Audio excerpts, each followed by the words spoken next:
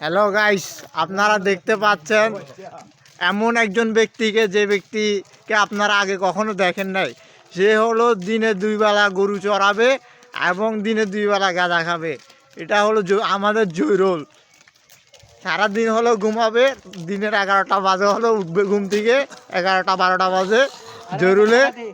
সে সকালে এক টাইমে গরু বের করে দিবে, গরু বের করে দিয়ে যায়, এরপরে 2টা 3টা পর্যন্ত গাঁজা খাবে। এরপর আর সন্ধ্যার দিকে এসে আবার গরুর বাসায় ঢুকিয়ে দিবে। এবার 7টা 8টার দিকে যায় হলো আবার জমিনে যেয়ে এসে গাঁজা খাবে। এমন এক ব্যক্তি যাকে মনে হয় আমার মতে তাকে আর কখনো দেখেননি।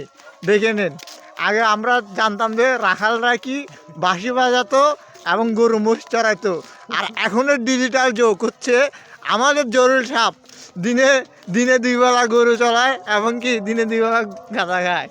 ঠিক আছে জরুল সাহেব, আমি কি ঠিক বলেছি আপনাকে?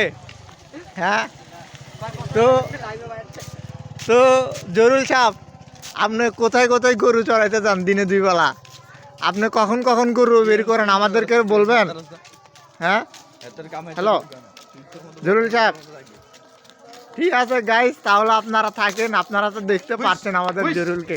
নেক্সট টাইম দেখা হবে।